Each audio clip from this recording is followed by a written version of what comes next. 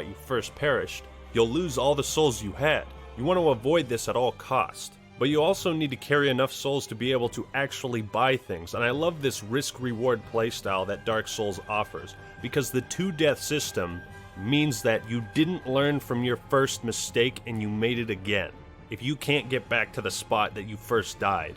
There's plenty of builds to experiment with, and that's where the fun begins, because you can't realistically cover everything in one playthrough. You have to make decisions about what playstyle you like best so you can optimize in it or try to find a general balance in between. Some weapons hit hard, but they weigh you down and are easy to dodge. Others can inflict status effects, and all the sets of armor offer different levels of protection. Dark Souls has an amazing and rewarding progression system, and on the opposite side, it can be brutally punishing too.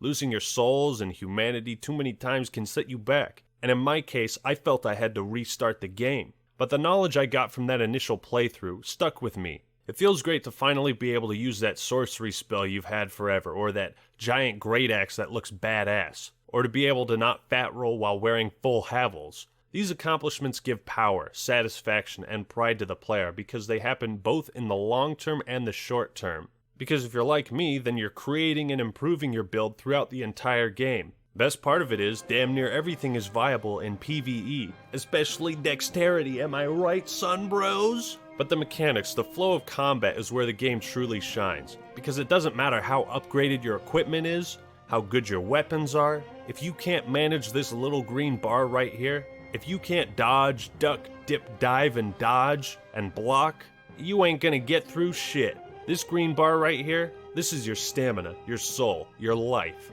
Every action you take besides walking requires stamina, and it's the game's way of limiting what you're capable of. The entire game must be played around it, unless you play a cheesy glass cannon sorcery build, like a Queerbow.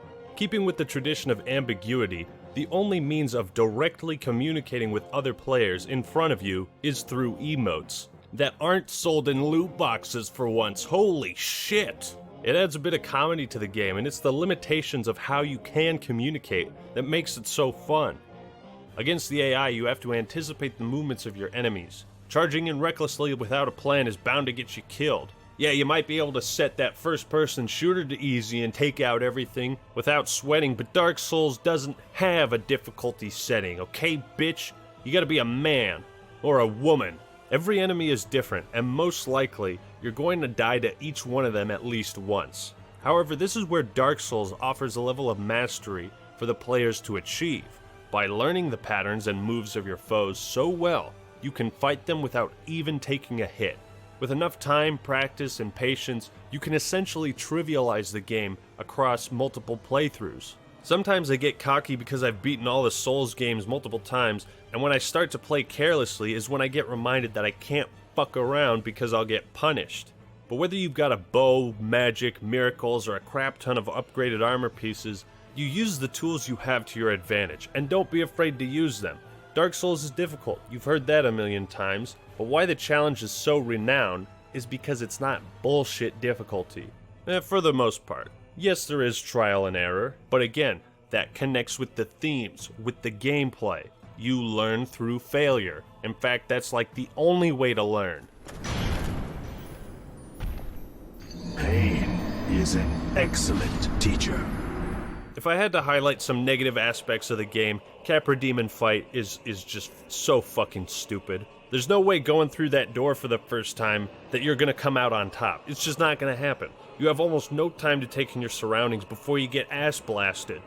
Ceaseless Discharge has some pretty questionable hitboxes, and the Bed of Chaos is, well, the Bed of Chaos. But aside from some of that cheap bullshit, there's a saying my martial arts master told me.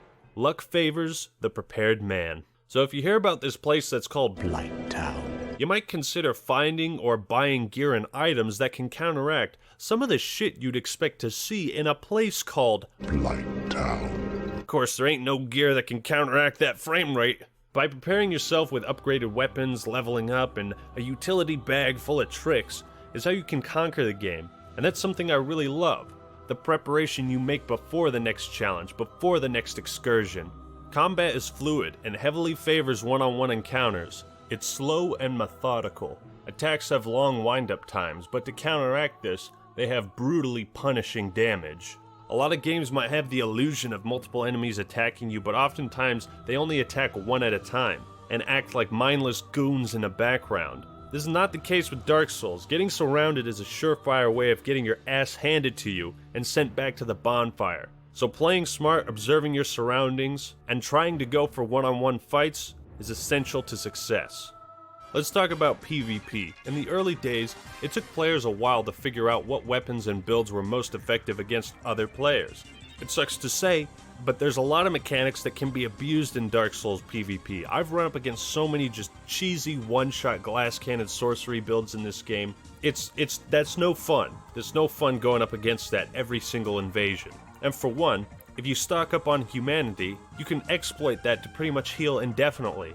There's a lot of cheese tactics too, and I've been the victim of some very questionable backstabs and hitboxes. Like, how the fuck did this arrow hit me? You serious? This was mostly forgivable in the original Dark Souls, but in the remastered version, so many of these exploits weren't fixed. See this video by Inferno Plus for a full breakdown on these bugs, because it highlights the problems with the PvP perfectly.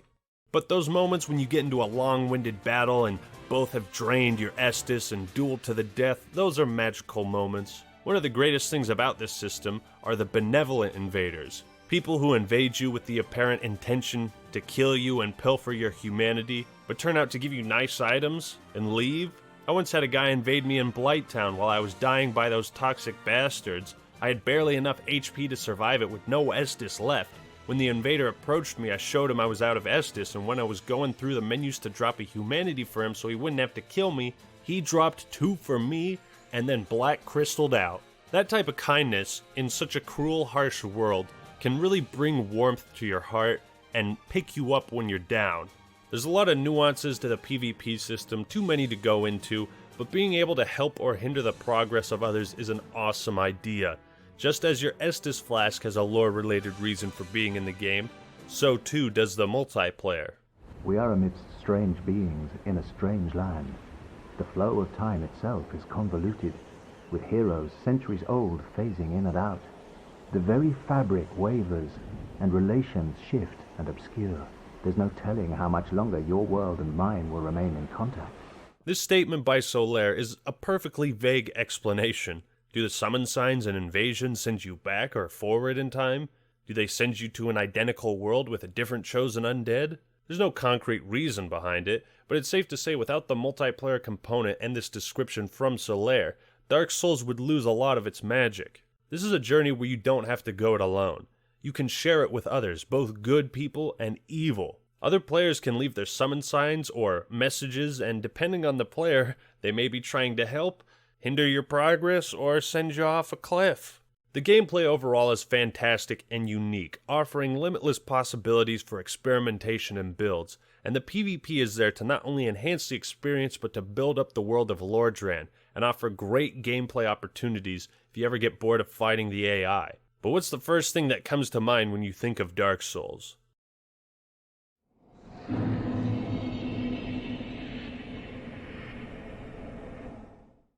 That's right, it's the motherfucking bosses.